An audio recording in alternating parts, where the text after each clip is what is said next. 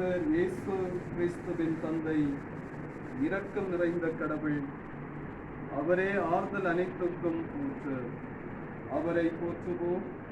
கடவுள் எங்களுடைய இன்னல்கள் அனைத்திலும் எங்களுக்கு ஆறுதல் அளிக்கிறார். நாங்களே கடவுளிடமிருந்து ஆறுதல் பெற்றுள்ளதால் பல்வேறு இன்னல்களில் உழலும் மற்ற மக்களுக்கும் ஆறுதல் அளிக்க எங்களால் முடிகிறது. ஆண்டவரது சினம் ஒரு நொடி பொழுதுதான் இருக்கும், அவரது கருணையோ வாழ்நாள் முழுவதும் நீடிக்கும். மாலையில் அழுகை, காலையிலோ ஆர்ப்பரிப்போம். இயேசு அவரிடம், உயிர்த்தெழுதலும் வாழ்வும் நானே. என்னிடம் நம்பிக்கை கொள்பவர் இறப்பினும் வாழ்வர்.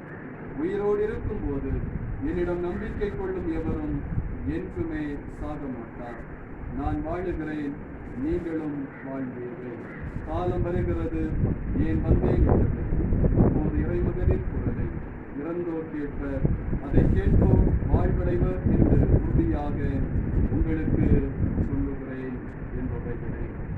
அன்பானவர்களே, இந்த நாளிலும் தம்மத்துக்கோணம் திருச்சபையினுடைய செயலர் அவர்கள் தம்மத்துக்கோணம் திருச்சபையினுடைய அருமையான ஒரு முழுமையான விசுவாசியாகிய அன்புக்குரிய அம்மாவை குறித்து சில வார்த்தைகளை சொல்லி திருச்சபையின் சார்பிலே அவர்கள் உடலுக்கு அஞ்சலி செலுத்துவார். கிறிஸ்துவுக்குள் மிகவும் பிரியமானவர்களே,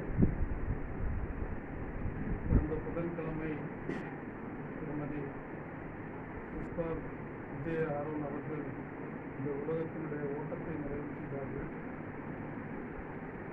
அவர்கள் பிறந்த இடம் திருவிழை.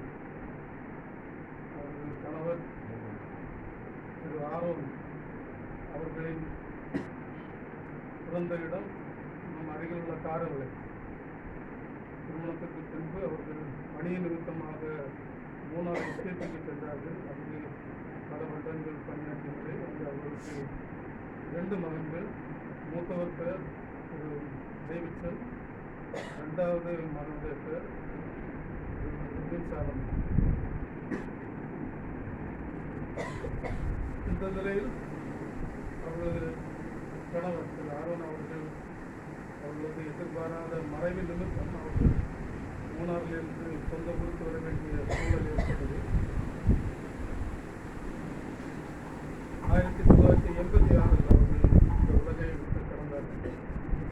அதன் பின்னர் குடும்பத்தினர் திருமதி மற்றும் பிள்ளைகள் சொந்த ஊருக்கு வந்து இங்கு அவர்கள் கொஞ்ச இருந்தார்கள். இந்த நிலையில் 2002வது வருடம் ஞானம் காலனியில் அவர்கள் தங்கள் குடியிருப்பை மாற்றிக்கொண்டார்கள்.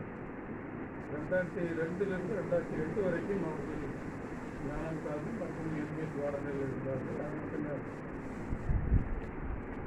அவர்களது மகன்கள், மூத்த மகன் மஸ்கத்தில் இருக்கிறார். அவர்களது பாதுகாப்பில் ரொம்ப வருடங்கள் இருக்கிறார்கள். இளைய மகன் அவர் சவுதி அரேபியாவில் ஆசிரியர் பணியில் இருக்கிறார். அவர்கள் விடுமுறைக்கு வரும்போது இவங்க மஸ்கட்டிலிருந்து ஊருக்கு வருவார்கள். அந்த நேரங்களில் சபை ஆராதனைகளில் அவர்கள் மிக சிறப்பாக பங்கு கொள்வார்கள். இந்த குடும்பத்தை பொறுத்தவரையில் நமது ஆலயத்தின் மேல் மிகுந்த வாஞ்சை உள்ள ஒரு அக்கறை உள்ள ஒரு குடும்பம். தாயார் அவர்கள் பிள்ளைகளுடைய போதனை அதுவாக இருக்கிறது. சபையை நேசிக்க வேண்டும், சபையில் தங்களது பங்களிப்புகள் மிகவும் சிறந்த முறையில் காணப்பட வேண்டும் என்று அவர்களது மக்களுக்கு சொல்லிக் கொடுத்த ஒன்று. திரு எட்வின் சாலமன் அவர்கள் நமது சபைக்கென்று அவரது பங்களிப்புகள் நிறைவே உண்டு. சபை மக்கள் அனைவருக்கும் தெரியும். சிறந்த பங்களிப்புகளை செய்து வருகிறார்கள். இப்போவும் அவரது அக்கறை வாஞ்சையும் மிகவும் அதிகமான ஒன்று. அவரது மூத்த மகன் நமது சபையில் சேர வேண்டும் என்று சில முயற்சிகள் எடுத்தார்கள். அது கைகூடாத காரணத்தினால் தற்போது பாளையங்கோட்டையில் அவர்கள் வசித்து வருகிறார்கள். இந்த அம்மாவை பொறுத்தவரையில் ஒரு தெய்வ நம்பிக்கை, தெய்வ பக்தி நிறைந்தவர்கள், அத்துடன் மிகவும் துணிச்சலானவர்கள் என்று நான் கேள்விப்பட்டேன். திரு எட்வின் சாலமன் அவரிடம் பேசிக் கொண்டிருந்த போது அவர்கள் சொன்னார்கள், எஸ்டேட்டில் இருக்கும்போது அவங்க அப்பாவுக்கு அடிக்கடி நைட் டியூட்டி வருமா. நைட் டியூட்டி வரும்போது இரவு முழுவதும் போய்விடுவார்கள். சின்ன பிள்ளைங்களை வைத்துக்கொண்டு அம்மா ரொம்ப துணிச்சலோடு இருப்பார்கள். காரணம், காட்டு யானைகள் சும்மா சுற்றி வரும் என்று. அப்படிப்பட்ட சூழ்நிலையில் மிகவும் துணிச்சலோடு அவர்கள் காணப்பட்டார்கள். அதே துணிச்சல் அவர்களுக்கு இங்கு வந்த பிறகும் அவர்களிடம் காணப்பட்டது. குடும்பத்தில் சில பிரச்சனைகள் இருந்த போதும் துணிச்சலோடு எதிர்கொண்டார்கள். பிள்ளைகளுக்கு நல்ல கல்வியை கொடுத்தார்கள். இன்று பிள்ளைகள் நல்ல நிலையில் இப்போது இருக்கிறார்கள் என்றால் அவர்கள் பெற்றோர்கள் கொடுத்த அந்த உயர்ந்த கல்வி, நல்ல கல்வியை பெற்றுக்கொண்டார்கள். இன்று நல்ல நிலையில் அவர்கள் வைக்கப்பட்டுள்ளார்கள். இவை அனைத்தும் அவர்கள் நமக்கு காட்டுகின்ற முன்மாதிரிகள்.